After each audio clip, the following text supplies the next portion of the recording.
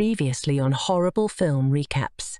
Oh, sure. You only kiss upside-down Spider-Man. Man, I hope my arm knows it can't do it without me. Hey, Jim, food's here. That's not what we ordered.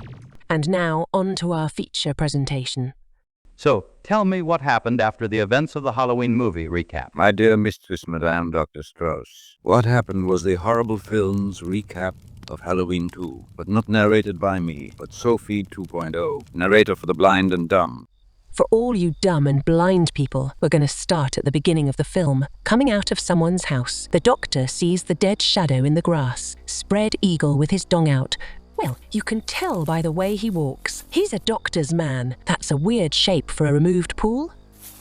This isn't the blood he's looking for. Let's try again. Finally, he finds the right blood, but he's unsure whose blood it is. Thankfully, the neighborly blood know-it-ologist comes out. Hey, the blood you got's on your fingers belongs to a 6'7" man who weighs around 225 pounds, most likely wearing a blue-ish jumpsuit like Wayne Cochran and the CC Riders, and a Captain Kirk mask with the eyes enlarged. You can tell that from some blood on my fingers? No ass. I saw him get up and leave. It was Michael from the Halloween recap. As Michael traverses the Jerkwaterberg, he is confronted by an old-timey barking hound. If I ride with you, 'cause I'm sick of walking, can I play with your shotgun? Yeah. These people have left their pumpkin to cool on the windowsill. Photo. Yoda Lamar Hercule. We interrupt your Jedi stories 'cause we can. Just give me the microphone. I don't care if it's on or not. First, you all. Look, I don't care who knows I don't wash my hands after flushing. My hands, my choice. Also, there's an emotional overloaded man walking about town, so watch your sandwiches. He could be right behind you, lady. We now return you to your blurry black and white movie. My sandwich. Lassie, come home, or I'm eating your din-din. This girl will become the next victim. I must warn her. We interrupt your radio being off to give the lady in the pink shirt a bulletin. Pick up the phone. Go on. As I was saying, this is the scene in which you get killed. Yeah, well, how do you know that, Mrs. Smarty Pants? 'Cause I'm the narrator, bitch! Oh, sure. I guess I should be shaking in my booties. It's not like I'm in a Horrible Films recap of Halloween 2. For anyone not the girl in the pink shirt, enjoy the radio play of Pink Shirt Girl Dies in Horrible Films. Recap of Halloween 2. Why, me? 'Cause that's what the radio said, dumbass. I were only foolin'. Too late. The door behind you says otherwise. Door? As she goes a-wassailing towards the door, which I clearly warned her about, Michael was crouched on the floor, ready to spring into action like a springy frog with springy-like ants in its pants. Two men steal Jamie out of her house while she is still in bed. The shocked onlookers see her levitate into the unmarked van. We know how the trick is done, but these backwards bumpkins think it's high-tech sorcery. If only they knew what high-tech meant. They whisk her away to a farm upstate. They plan to take her to the morgue, but stop to get a second opinion. They take her out of the blanket cocoon membrane. Hold MIP sample. You're in charge of it. Are you a doctor? No, I just carry pee in a cup and poke people with needles. Time for a trip.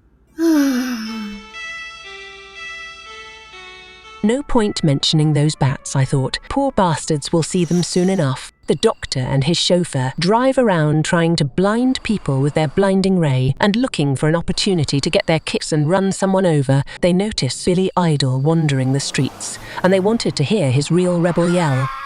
Well, now Billy's burning with himself. I guess he's hot in the city. The doctor sees that hair gel is very flammable and abstains from using it himself. That final girl from Halloween recap is alive. A Horrible Films recap? They all cram into the flashy lighty thingy with rotatable doohickeys. Nurse Clank enters Jamie's hospital stall. We took a .375 caliber bullet out of your arm. What was in that needle? Nothing but air, and replaced your legs. You will have to get used to the new tendons. So stay in your goddamn bed. Nurse Clank leaves to talk to Nurse Ratchet. Sorry, this phone is out of order. Another vehicle, presumably with another person in it, pulls up. Little does this new victim realize Michael has hitched a ride in her side view mirror. Hey, security dude, that vicious monster is in the dumpster again.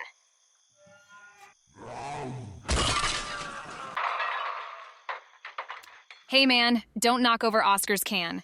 He may be doing the nasty. Plus, I think MC Hammer is hanging out in the tool shed again. Over. You'll hear his parachute pants rustling. Consider him flying dangerous.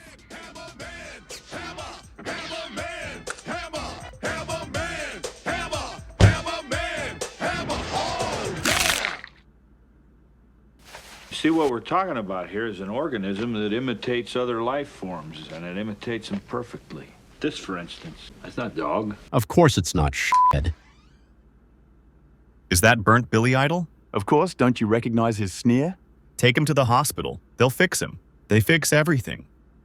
People love to gawk over Billy Idol's burnt corpse at the local stainless steel bacterial makeout koi pond that doubles as a giant deep fryer. I think there's burnt fries on the bottom, poking my butt. We gotta clean it out. I'll get suited up. He goes to get into his cleaning overalls. She puts on her water-resistant safety towel. She likes the taste of salty fingers. And now for the cleaning of the bottom of the fryer. The nurse is done, man. It's time for Jamie's sponge bath, but being comfortably numb, she seems uninterested. Men, however, are interested when nurses give female patients sponge baths. Hello? Is there anybody in there? Just nod if you can hear me. I guess there's nobody home. Feeling gypped, the unnamed man leaves to complain to Nurse Clank. Hearing a stock vanishing sound effect, the nurse finds that Jamie has vanished. She looks to see if Jamie is under the hairy monkey hat. While checking all the rooms on the detention block for Jamie, the nurse checks on Mr. Frump to see if he's still in his iron lung. Mr. Frump? She finds him asleep and sees an opportunity to expand her wardrobe. Looking for Nurse Clank, the unnamed man tries to sneak into the ladies' lounge, 'cause it's ladies' night. Now, that's the proper way to lounge. She's actually on the lounge lift, getting her oil changed. Her manual suggests synthetic, but she has cheap dollar store oil instead. But oil be slippery when in liquid form. Finding Jamie, she wants to show her the things she's nicked. And... Oh! Whoa, what the f***? You all just saw that, right? What the hell is going on? Somebody in the next scene better start splainin' or I'm coming down there. Doctor, I have some splaining to do. Jamie has freaky powers that nobody knew about. These recaps are getting worse. She uses her mind like a weapon, and her body to lure men to their doom. Her mother told her this in a flashback. Your mind is a weapon? Her and her brother were twins, and they were separated at birth. They were told if ever they were in trouble, to escape to which mountain? Escape to which mountain? There are only two rules. First, after using her power, she drains her body of energy. And second, don't feed her after midnight. And why can't you feed her after midnight? She'll get cramps. That's enough of this nonsense. The windows are hermetically sealed. Okay, who wants to go to the next sequence? I do. Okay, that explains everything and nothing all at once. Thanks explanation sequence. So I take it, since she used her powers, she has to lie down. Well, thank God it wasn't Freaky Friday the 13th.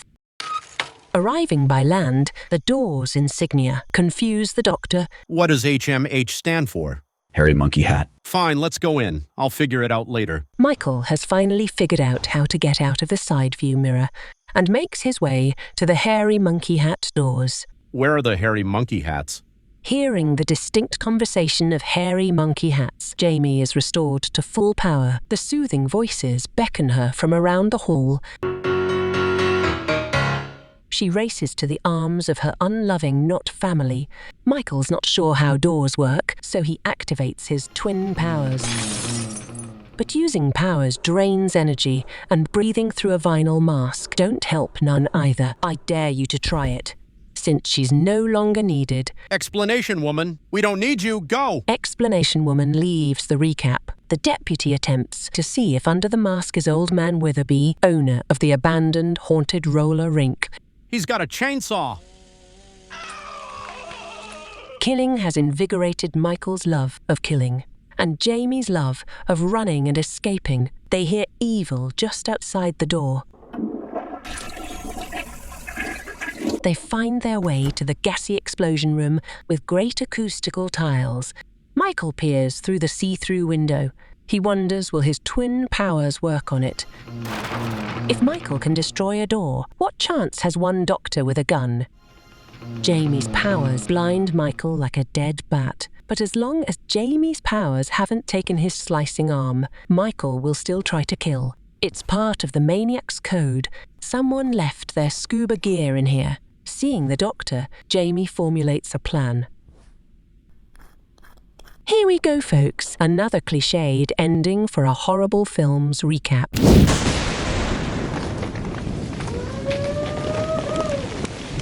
This concludes the movie recap. So that explosion shot you all the way to this jungle island you call home? Home. I have no home. I despise living like an animal. The jungle is my home. But I will show the world that I can be its master. I will perfect my own race of people. A race of atomic supermen, which will conquer the world. Good day to all.